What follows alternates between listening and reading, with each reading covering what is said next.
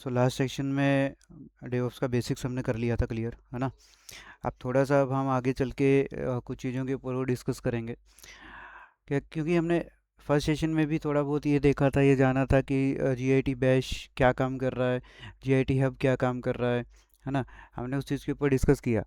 अब यहाँ पे बात आता है कि अगर कोई भी अब कोड अपडेट होता है, कोई नई इन्फॉर्मेशन आप उस कोड के अंदर ऐड करते हो, तो क्या वो अपडेटेड इन्फॉर्मेशन भी आपके जी आई टी हब के ऊपर जाएगी, डायरेक्ट चली जाएगा, या उसके लिए कुछ करना पड़ेगा हमें? तो वहाँ पे हमें पुश करना पड़ेगा या ऐड करना पड़ेगा नई वैल्यूज़ जो भी हम यूज़ कर रहे हैं उसके हिसाब से। तो नेक्स्ट हमारा जो सेशन है वो इसी के रिगार्डिंग है। तो थोड़ा सा हम पहले थ्योरेटिकल सेशन देखेंगे कि हम करने क्या वाले हैं इसके अंदर, देन आफ्टर हम आगे चलेंगे, एक एक चीज़ को समझेंगे और फिर आगे बात करेंगे। तो सिंपल यहाँ पे आपको बताया गया है कि हम जो आज करने वाले हैं कि एक नई रेपो क्रिएट करेंगे, या पुरानी भी हम उसको भी यूज़ कर सकते हैं, कोई इशू नहीं है। तो ये सिंपल एक स्टेप है और एक बेसिक हमने पेज या बेसिक एक कोड रेडी कर रखा है यहाँ पे। देन आफ्टर अब हमारे पास क्या है, देखिए अब हम कोई भी कोड को रेडी कर रहे हैं और डिप्लॉय कर रहे हैं, अब वहाँ पे कहीं ना कहीं हमें प्रॉब्लम आ जाता है या चीज़ें हमें चेक करनी पड़ जाती हैं कि भाई हमने जो अपडेट किया था वो पर्टिकुलर अपडेट हुआ या नहीं हुआ। तो वो नया अपडेट कहाँ से पता चलेगा हमें, कौन सी वैल्यू से? कोड कहाँ पे चेंज हुआ, वो चेंज कहाँ पे अवेलेबल होता है? ठीक है, वो आप जब अपना जी आई टी हब के ऊपर जाके चेक करेंगे तो कौन से सेक्शन में आपको पता चलता है कि इस कोड के अंदर चेंज हुआ है?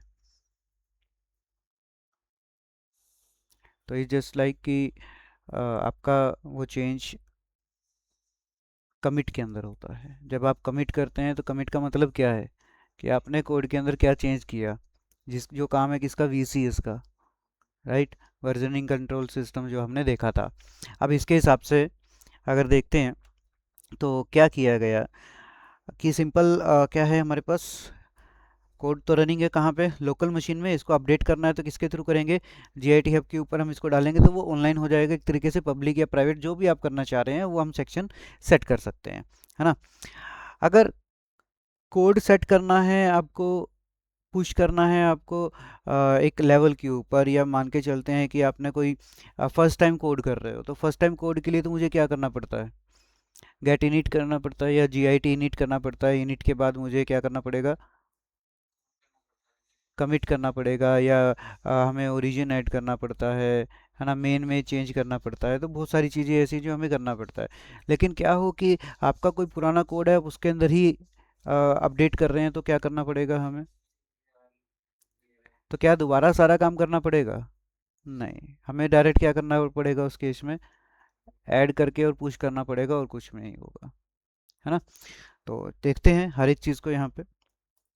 तो क्या है, if you want to see your code on git hub then it's mandatory to push it, otherwise it remains working on the local system। ठीक है, पुश करना जरूरी हो जाता है। once the code pushed by using git push command then it will be displayed over the git hub भाई। ठीक है, then after क्या होता है कि हमें पता है कि डिफ़ॉल्ट ब्रांच क्या होती है, मास्टर होती है, but git hub uses as main as a branch. तो ये आपका मेन रहेगा, ये हमने कल भी देखा था, है ना। इम्पोर्टेंट चीज़ क्या है यहाँ पे कि जब भी आपके पास कोई भी कोड आप पुश करते हैं कहीं भी for the very first time, तो हमें यूज़ करना पड़ता है हाइफन यू का। ठीक है, और ये अगर नहीं भी करोगे तो भी काम चलेगा। अगर आप हाइफन यू आपकी कमांड में पुश करते टाइम यूज़ नहीं करते तो भी आपका कमांड काम करेगा। हाइफन यू सिर्फ मैं इसलिए लगा रहा हूँ क्योंकि आप एक बार करके उसी कोड के अंदर चेंज कर रहे हैं, तो बार बार मुझे कमिट के बाद मीन्स ओरिजिन ऐड ना करना पड़े, मतलब मल्टीपल कमांड बार बार यूज़ ना करनी पड़े मुझे। ठीक है, इस वजह से मैं यहाँ पे ये काम कर रहा हूँ। ठीक है, so once you done this then you don't need to write full commands like this, G I T push hyphen u origin main, ये हमारी एक मेन कमांड है। फर्स्ट टाइम पे हमें ये करना ही पड़ता है, लेकिन नेक्स्ट टाइम पे जब आप सेम आर्किटेक्चर पे हो, सेम फोल्डर के अंदर हैं या सेम डिप्लॉयमेंट लेवल के ऊपर हैं, सेम कोड के ऊपर काम कर रहे हैं, या सेम लोकेशन के ऊपर काम कर रहे हैं, तो वहाँ पे मुझे हर बार इस ये पूरी कमांड डालने का ज़रूरत नहीं है, क्योंकि हम पहले कर चुके हैं हाइफन यू के साथ काम, राइट। तो करना क्या पड़ेगा, सिर्फ then you only need to use G I T push, सिर्फ आप इतना कमांड भी डाल देंगे तो भी आपका काम कंप्लीट हो जाएगा, ठीक है। To push the code again at the same repo, और क्या है आपका मेन में जाएगा। ओके, अब क्या करते हैं, सेम फोल्डर लोकेशन पे आते हैं और कुछ चीज़ों को चेंज करते हैं। तो लेट्स चेक कि हमने कल एक फाइल बनाया था यहाँ पे, तो इसी के ऊपर अप्लाई करें या नया बनाया जाए। एग्जिस्टिंग को ही हम एडिट करके चेक करते हैं को कहाँ पे हमें चेंजेस शो होंगे और किस तरीके से हम ये चीज़ें देख सकते हैं। सो हम आते हैं अपने जी आई टी हब पे, सबसे पहले लॉगिन करते हैं।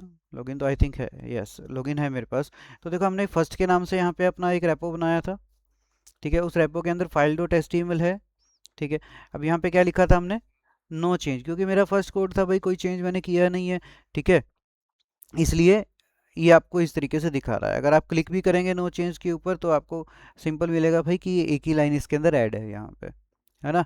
चलो अब चेंज करके देखा जाए, चलिए तो चेंज करते हैं। अब इसकी जगह पे हम कोई नया कोड उसी फाइल के अंदर अपडेट कर देंगे, ठीक है।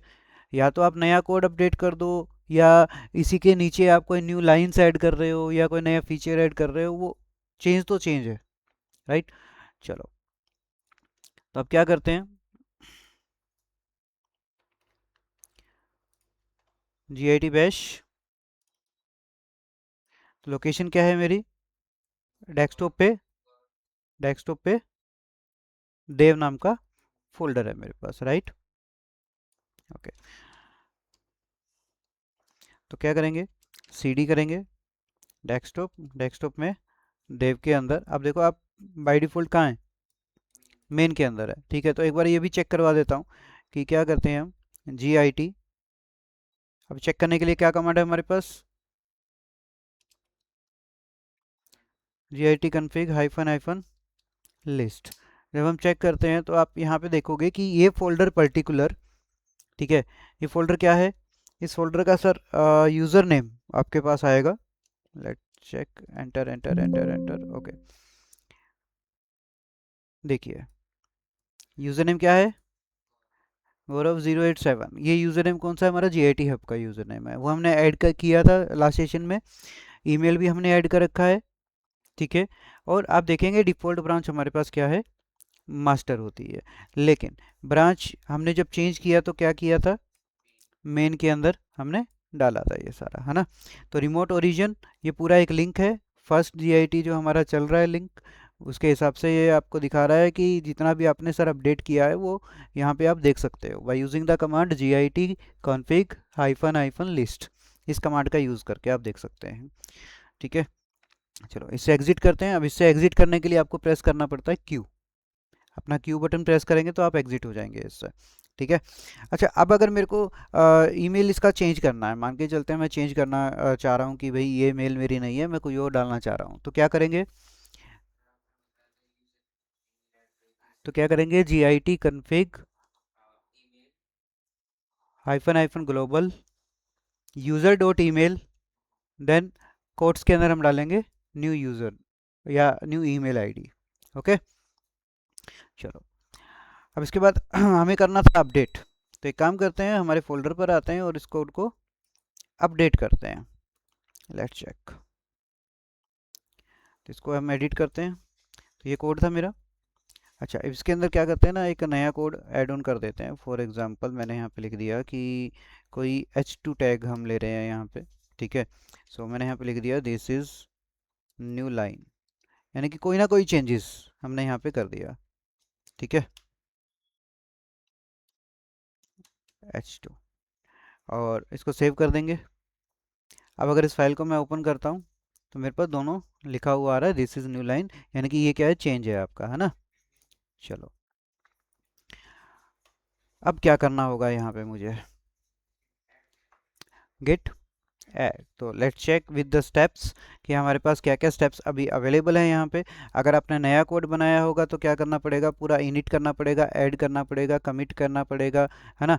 अब मेन चीज़ क्या रह गया अपना, मेन चीज़ रह गया सर कि न्यू इन्फॉर्मेशन को ऐड करना है, कमिट करना है। कमिट किस लिए कर रहे हैं, क्योंकि हमने चेंज किया है उसके अंदर, और कमिट का मतलब होता है कि अपडेटेड इन्फॉर्मेशन बताना, राइट। तो कमिट तो करना ही पड़ेगा, ब्रांच पहले से ही मेन है, वहाँ पे हमें कुछ करना नहीं है, और ये भी ऐड नहीं करना है क्योंकि ये पहले से ही एडिड है उस पर्टिकुलर फोल्डर में। अगर आप नया स्ट्रक्चर के ऊपर जा रहे हो, नया फोल्डर क्रिएट कर रहे हो, ठीक है, नया रेपो बना रहे हो, तो वहाँ पे हमें गिट इनिट करना पड़ेगा, गिट ऐड करना पड़ेगा, कमिट करना पड़ेगा, ब्रांच चेंज करना पड़ेगा, ओरिजिन देना पड़ेगा, देन आफ्टर पुश करना पड़ेगा। ये सारा काम हमें करना पड़ेगा। लेकिन हमने जब ये कंप्लीट कर ही रखा है तो हम डायरेक्ट क्या करेंगे, डायरेक्ट हम आके सिंपल गिट ऐड कर देंगे, कमिट कर देंगे, और ठीक है। तो चलो करते हैं।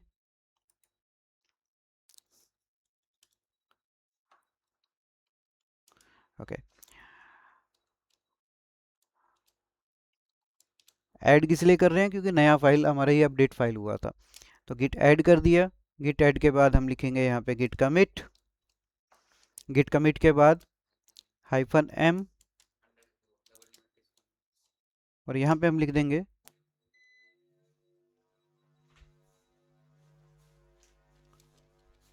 न्यू चेंजेस, ठीक है। तो न्यू चेंजेस का हमने एक कमिट यहाँ पे सेट कर दिया है हमारा। तो देखो इसने बता दिया कि एक फाइल चेंज हो गई है, ठीक है, और ऐड कर दिया गया है। देन आफ्टर हम क्या करेंगे, यहाँ पे डायरेक्ट git पुश करेंगे। अब देखो मैं अभी पुश नहीं कर रहा, ठीक है, तो जब तक मैं पुश नहीं करूँगा वो ऑनलाइन नहीं जाएगा, राइट। चलो चेक करते हैं, मेरी ये फाइल थी, ओपन करता हूँ, अभी नहीं चल रहा, राइट।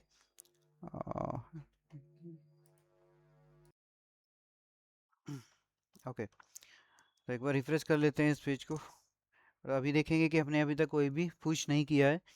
और अगर आप इस फाइल को भी ओपन करके देखेंगे तो यहाँ पे ये एक ही अपडेटेड इन्फॉर्मेशन थी, वो पुराने वाली है, राइट।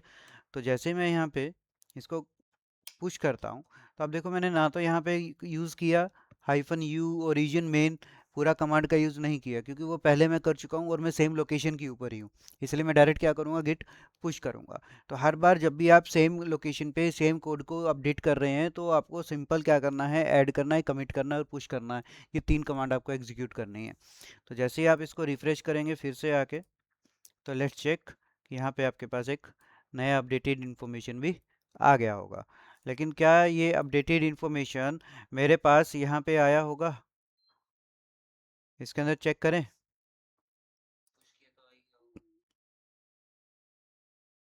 तो पहले था नो चेंज, हमने क्या कर दिया था, इसको कमिट कर दिया था न्यू चेंज, राइट। तो एक बार फिर से हम देख लेते हैं यहाँ पे आके, तो हमने कमिट क्या किया था, न्यू चेंजेस लिखा था, ठीक है। तो न्यू चेंजेस पे क्लिक करेंगे, देन आफ्टर आपको पता चलेगा कि यहाँ पे क्या चेंज है। पहले तो सर ये था, पहले तो ऊपर वाला था, लेकिन नया चेंज क्या है, ये वाला अपडेटेड है।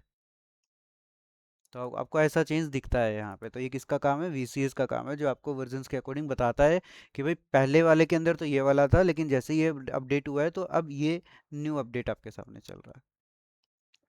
क्लियर है इतना, या इसमें भी कोई अपडेट कुछ डाउट है आपके तो बताइए। तो देखो यहाँ पे बता रहा है आपको वन फाइल चेंज, ठीक है।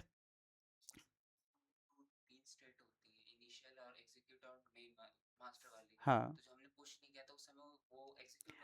नहीं आपने पुश नहीं किया था तब तक ये जो अपडेटेड कोड था वो आपकी लोकल मशीन के ऊपर रन कर रहा था, ठीक है। पुश करने का मतलब क्या है कि आपने इस कोड को आपकी जो URL हमने जो ओरिजिन ऐड किया था उस ओरिजिन के ऊपर पुश हो रहा है, मतलब वहाँ पे जाके वो अपडेट होगा, अपलोड होगा। विदाउट पुश नहीं हो सकता है। विदाउट पुश अगर आप कर रहे हैं तो आपको यहाँ पे GIT हब के ऊपर कोई भी अपडेट शो नहीं होगा। सिर्फ आपका वो कोड शो होगा आपको अपने लोकल के अंदर कि हाँ लोकल में चल रहा है, ठीक है। अब कुछ चीज़ें और भी आती हैं, जैसे कि यार ठीक है मैंने इतना काम तो कर दिया, लेकिन अभी हम एक कमांड लगाते हैं इसके अंदर GIT ऐड करके या गिट ऐड करके। तो ऐड करके हम क्या लगा रहे हैं, वहाँ पे डॉट का यूज़ कर रहे हैं। तो ऐसा क्यों कर रहे हैं,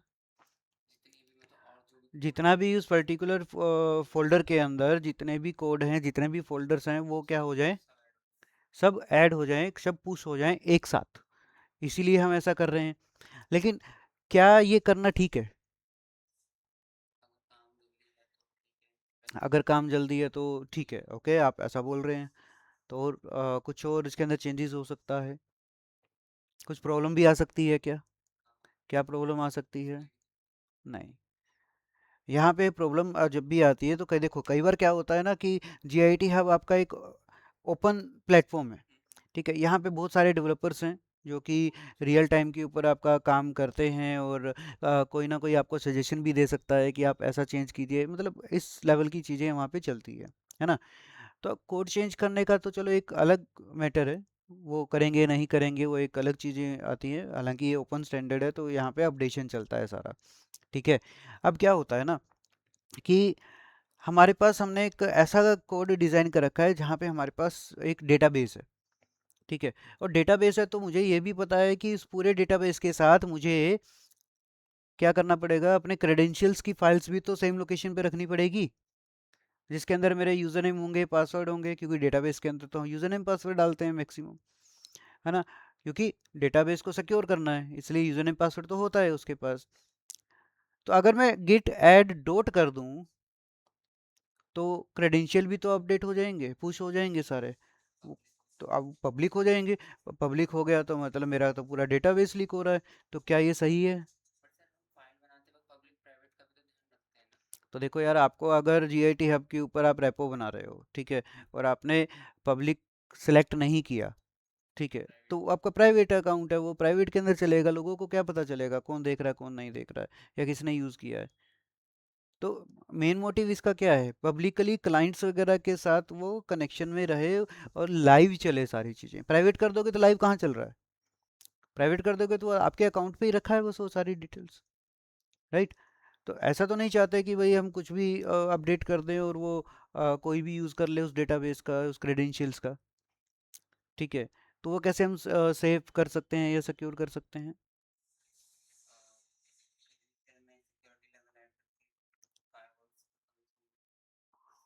ओके। वो तो बहुत आगे की चीज़ें हैं, उसके ऊपर भी हम बात करेंगे। अभी हम बेस लेवल के ऊपर बात कर रहे हैं, तो समझो। अब क्या होता है कि अगर हमने कुछ भी नया अपडेट करके और चीज़ों को सेट कर दिया, ठीक है, अब क्या होता है यहाँ पे कि आपके पास या तो आप लगा सकते हैं इग्नोर। क्या होता है, एक जीआईटी इग्नोर होता है। ठीक है। तो जीआईटी इग्नोर जब आप करेंगे, जैसे कि मैंने यहाँ पे लिखा भी है, just suppose you deployed your full code over the GIT hub and don't remember the security things like you have some database, यानी कि हमारे पास कुछ database files भी थी with your code which contain the database name and the passwords। कुछ भी हो सकता है, वो credentials हो सकते हैं हमारे database के। ठीक है। और हमने क्या कर दिया, git ऐड करके पुश कर दिया, तो वो कहाँ चला गया, ऑनलाइन चला गया, बट हम उसको शेयर नहीं करना चाह रहे थे, वो शेयर नहीं होना चाहिए था, लेकिन वो हो गया गलती से। तो उससे बचने के लिए हमें एक चीज़ का ध्यान रखना होगा कि हम क्या करेंगे, you have to create a file on development folder, जैसे लाइक कि हमारा ये फोल्डर था, इस फोल्डर के अंदर हम एक फाइल क्रिएट करेंगे, किस नाम से करेंगे, डोट गेट इग्नोर के नाम से। इस नाम से एक फाइल क्रिएट होगा। It will ignore the files which you add in the git ignore, यानी कि इस फाइल के अंदर जो आप इग्नोर डाल देंगे कि पर्टिकुलर फाइल फोल्डर कुछ भी कोई भी नेम। ठीक है। अब मान के चलते हैं कि यहाँ पे मेरे पास अभी एक ही फाइल है, राइट? अब मैं यहाँ पे मान के चलते हैं फोल्डर बना देता हूँ, एक मैंने यहाँ पे बना दिया फोल्डर पासवर्ड। ठीक है। एक और फाइल बना लेते हैं, जस्ट लाइक क्या फाइल बनाएं, एक ब्लैंक फाइल बना लेते हैं या कुछ भी डेटा हम ऐड कर देते हैं। तो एक काम करते हैं,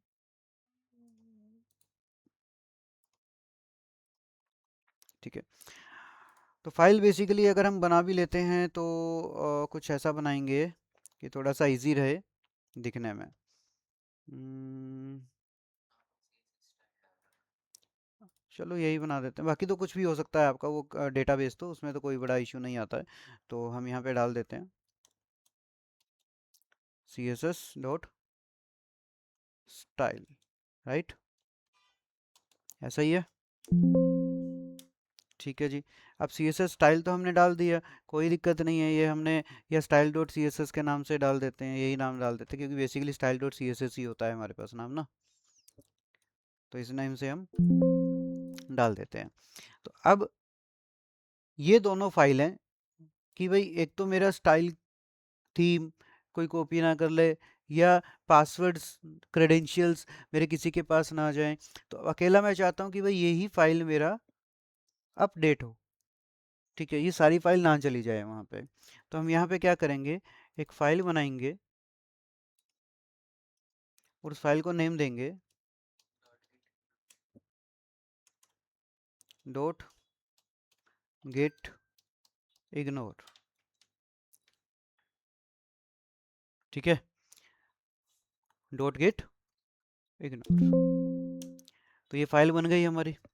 अब इस इग्नोर फाइल के अंदर मैं क्या करूँगा, ये फाइल और ये जो मेरा फोल्डर था इसको मैं डाल दूंगा इस फाइल के अंदर, ठीक है। यानी कि गिट इग्नोर फाइल को मैं बताऊंगा कि भाई पासवर्ड का फोल्डर है, सीएसएस वाली फाइल है, या पासवर्ड वाली फाइल है, या यूज़र नेम वाली फाइल है, कुछ भी ऐसी चीज़ जो आपका क्रेडेंशियल से रिलेटेड हो, या जिससे आपको लगता है कि सिक्योरिटी ब्रीच हो सकता है, डेटाबेस करप्ट हो सकता है, ऐसी कोई भी वैल्यू, कोई भी आपका फाइल, वो आप कहाँ बताएंगे, GIT इग्नोर वाली फाइल में बताएंगे, ठीक है।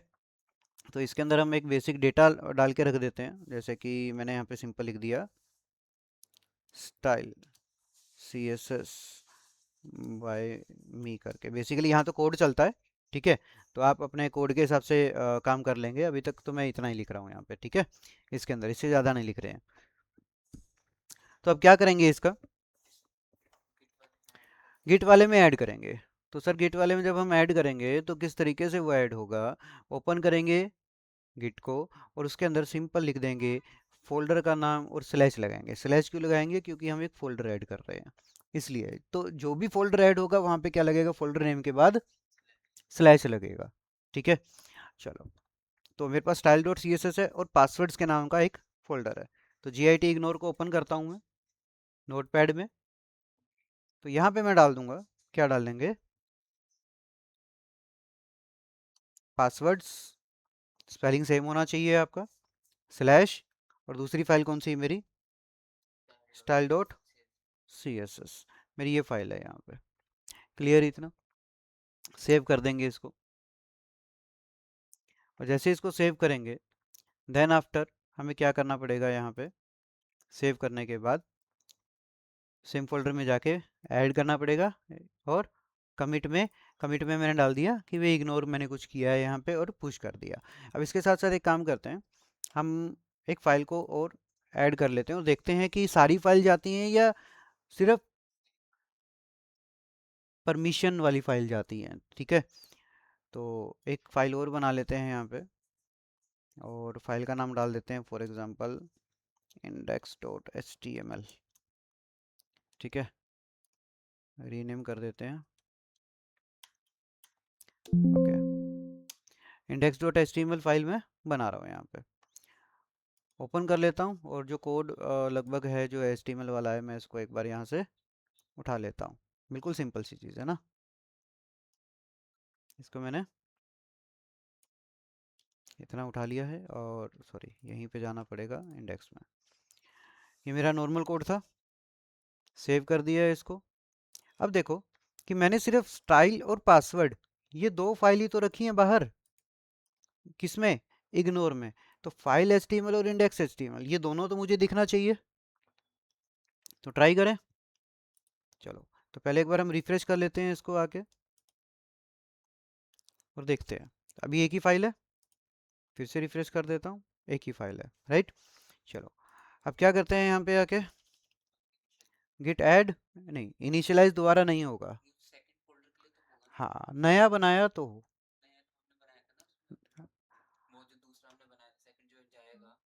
आप ये देखिए, मेरा जो फोल्डर लोकेशन है वो क्या है, मैं डेव के अंदर ही तो हूँ सर, ठीक है। और यहाँ पे आप देख रहे हो .git है, यानी कि इनिट तो है यहाँ पे। ये पर्टिकुलर फोल्डर लोकेशन तो आपका इनिशियलाइज्ड है ना पहले से। अगर आप एक नया फोल्डर बनाते हो फिर आपको करना पड़ेगा git init, क्योंकि नई लोकेशन है, और वो लोकेशन तो फिर आपका इनिशियलाइज नहीं है कि वो git हब के साथ कनेक्ट कर पाए, उसको कनेक्ट भी करना पड़ेगा। और कनेक्ट करने के लिए क्या कमांड थी हमारे पास? हाँ, कनेक्ट करने के लिए क्या कमांड थी? यूज़र ऐड किया हमने, राइट, फिर ईमेल ऐड किया, फिर ओरिजिन ऐड किया, तो मतलब वो सारा करना पड़ेगा आपको काम न्यू लोकेशन के ऊपर हमेशा। ठीक है, वरना जब भी आप कोई न्यू रेपो बनाएंगे तो न्यू रेपो में वो आपको कमांड स्ट्रक्चर दे ही रहा है, वो आपकी इच्छा है, कमांड याद है तो उसके हिसाब से कर दो, नहीं है तो कॉपी पेस्ट कर लो, लेकिन मतलब पता होना चाहिए उस कमांड का कि आप ये लगा क्यों रहे हैं। ठीक है, चलो, तो अभी हम यहाँ पे क्या करेंगे, ऐड कर देंगे। ऐड हो गया। ऐड के बाद कमिट करेंगे, और कमिट में यहाँ पे डाल दूंगा, क्या डाल देते हैं बताइए, कुछ कमिट आपका? इग्नोर्ड, इतना लिख देते हैं, ठीक है। ओके, कमिट हो गया। अब क्या कर देंगे, पुश कर देंगे। तो जैसे ही मैं पुश करूंगा, अब जाना तो ये सारा चाहिए था पुश के अंदर, क्या ये सारा जाएगा? लेट्स चेक, एक बार चेक कर लेते हैं। अगर हमारी सब कुछ कोडिंग्स वगैरह बहुत बढ़िया तरीके से सेट होगा तो सिर्फ दो ही फाइल दिखनी चाहिए। नहीं, डॉट गिट इग्नोर आया ना सर एक आपके पास, ठीक है। अब इग्नोर के अंदर तो सिर्फ वो नाम है कि ये चीज़ इग्नोर की गई, लेकिन वो डेटाबेस तो नहीं आया ना यहाँ पे, सीएसएस वाली फाइल नहीं आई, पासवर्ड वाला फोल्डर नहीं आया, नहीं आया ना।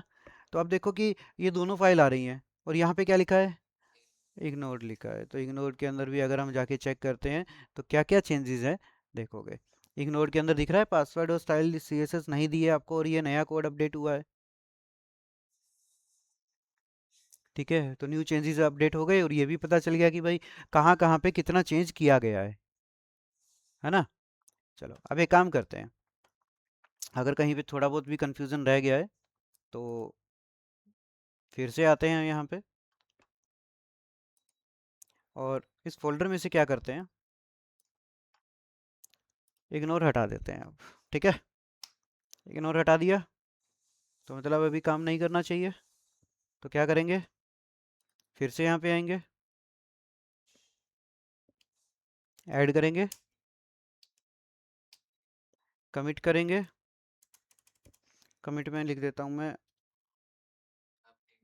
अपडेटेड लिख देते हैं, ठीक है। एंटर कर देंगे और पुश कर देंगे। तो जैसे ही अब पुश किया, अब देखो इग्नोर नहीं था मेरे पास, अब जैसे ही मैंने पुश किया होगा तो यहाँ पे क्या आ गया होगा सर,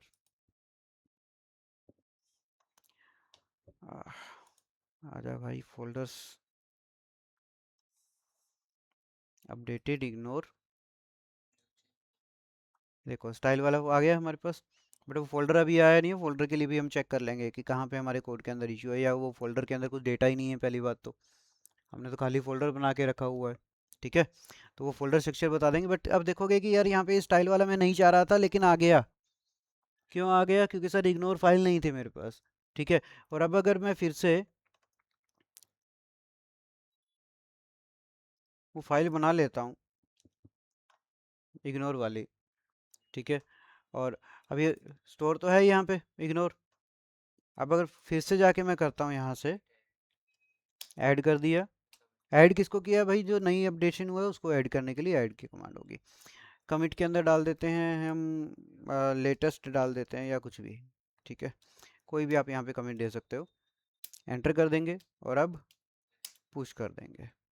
तो जैसे ही हम पुश करेंगे अब क्या होगा यहाँ पे, देखते हैं क्या ये स्टाइल सीएसएस मिलेगा। तो देखो मिल रहा है। अब प्रॉब्लम क्या कि सर स्टाइल सीएसएस भी है, अब ये है तो क्या गड़बड़ हो रहा है? भाई हमने पहले ऐड कर दिया उसको, इग्नोर वाली फाइल तो बाद में आई है ना। अब चलो ये भी चेक कर लेते हैं भाई, इग्नोर वाली फाइल के अंदर ये था क्या। इग्नोर वाली फाइल को ओपन करते हैं, तो देखो लिखा तो है, ठीक है, लेकिन ये जो फाइल थी ये इग्नोर वाली फाइल बनने से पहले ही हमने ऐड करके पुश कर रखा है। तो पुश कर रखा है तो वहां तो दिखेगा ना।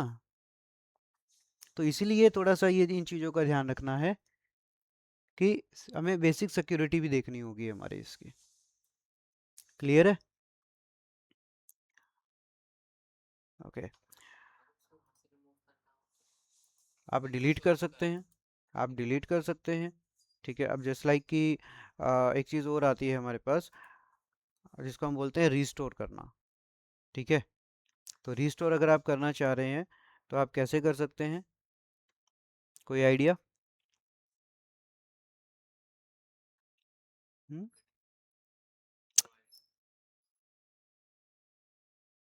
कोई आइडिया नहीं है? ओके, कोई दिक्कत नहीं। अब देखते हैं कि अब क्या हुआ। हमने कोई नया अपडेट किया था, ठीक है, कोड के अंदर, बट हमें पता चलता है कि भाई कोड जो है वो थोड़ा सा गलत अपडेट हो गया है। तो आप चाह रहे हो कि भाई पुराने वाला कोड ही वापस आ जाए। तो पुराने वाले कोड को जब आप वापस लेके आएंगे तो आपको कमांड लगाना होगा फाइल का नेम। ठीक है, तो जितने भी नए चेंजेस होंगे वो क्या होंगे? रिमूव हो जाएंगे। ठीक है, तो इस कमांड के थ्रू आप कर सकते हैं git restore। अब जैसे मेरे पास जो भी फाइल थी, क्या फाइल थी हमारे पास, index डॉट html है ना। तो यहाँ पे क्या लिखेंगे?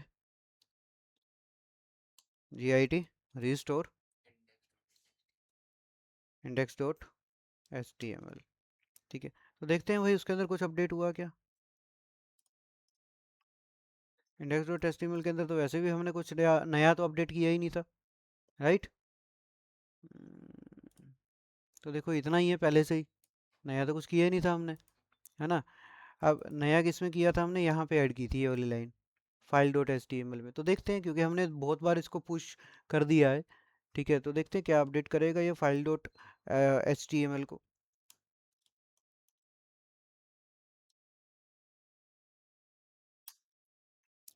तो लेट्स चेक कि अब क्या होता है file dot H T M L. देखो सेम ही मिल रहा है यहाँ पे, क्योंकि हमने बहुत बार इसको क्या कर दिया है, पुश कर दिया है, सेव कर दिया है इसके अंदर। ठीक है, तो रिस्टोर तो नहीं हो सकता क्योंकि हमने अपडेट करके भी उसको पुश कर दिया है, यानी कि मल्टीपल टाइम कर दिया है उस चीज़ को।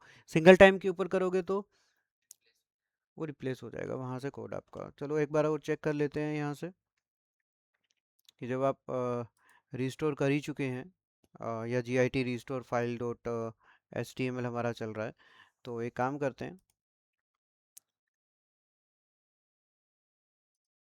इसको फिर से ऐड करते हैं, कमिट करते हैं। अभी क्या कह रहा है यहाँ पे? Your branch is up to date and nothing to commit. ठीक है, अब देखो क्या कह रहा है ये, कि भाई कमिट आप कर लो क्योंकि आपने कोई चेंजेस तो किया नहीं है इसके अंदर। ठीक है ना, क्योंकि वो अपडेटेड है।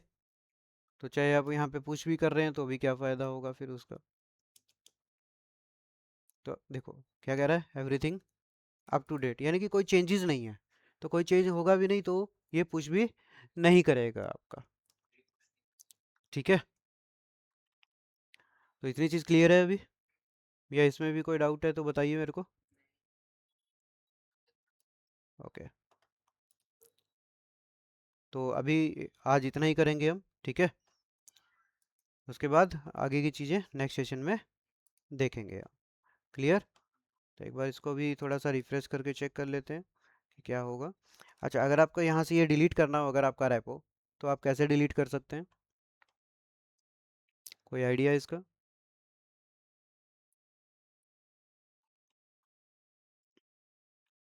बताइए। अब जैसे ये आपका रेपो है यहाँ पे ना, इसके ऊपर आएंगे और फिर कहाँ जाएंगे? सेटिंग्स में आओगे, थोड़ा सा नीचे जाएंगे, यहाँ पे लिखा है डेंजर जोन, यहाँ पे लिखा होगा आपके पास डिलीट दिस रेपोजिटरी। तो आप इसको डिलीट भी कर सकते हैं, आई वांट टू डिलीट।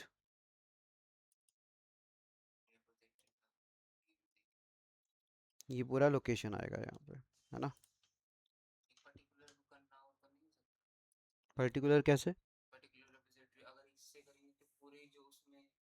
सब कुछ कोड्स वगैरह होगा जो भी रहेगा वो सब आपका डिलीट हो जाएगा वहाँ से। ठीक है, अगर आपको पर्टिकुलर करना है तो वो तो अपने आप लोकल कोड के अंदर करो ना, लोकल जो आपका फोल्डर है वहाँ से करो रिमूव, वहाँ से रिमूव करके पुश करोगे तो वो लेटेस्ट अपडेट वाला ही तो आपको करके देगा वहाँ पे, राइट। तो इसको वेरीफाई कर लेते हैं। तो वेरीफाई करने के लिए हमारे पास कोड आया है 6041090।